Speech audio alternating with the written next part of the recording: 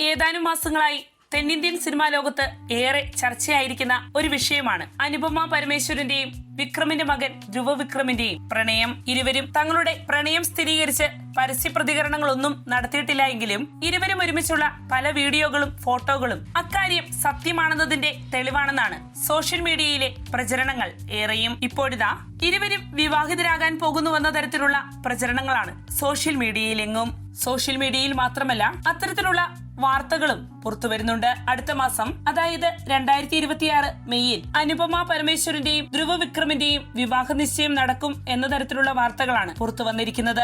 രണ്ടുപേരുടെയും കുടുംബങ്ങൾ വിവാഹത്തിന് മുൻകൈ എടുക്കുന്നതായാണ് വിവരം. എന്നാൽ ഈ വാർത്തകളോടും ധ്രുവ വിക്രമോ അനുപമ പരമേശ്വരനോ ഇതുവരെയും പ്രതികരിച്ചിട്ടില്ല. ബൈസൺ എന്ന സിനിമയിൽ ഒരുമിച്ച് അഭിനയിച്ചതിനു ശേഷമാണ് അനുപമയും ധ്രുവ വിക്രമും തമ്മിൽ അടുത്തത്. പിന്നീട് രണ്ടുപേരും ഒന്നിച്ചുള്ള ഒരു ലിപ് ലോക്ക് ചിത്രം ലീക്ക് ആവുകയുണ്ടായി. നിലവിൽ ധ്രുവിന്റെയും അനുപമയുടെയും പേരിലുള്ള ഫാൻസ് പേജുകളും സോഷ്യൽ മീഡിയയിൽ സജീവമാണ്.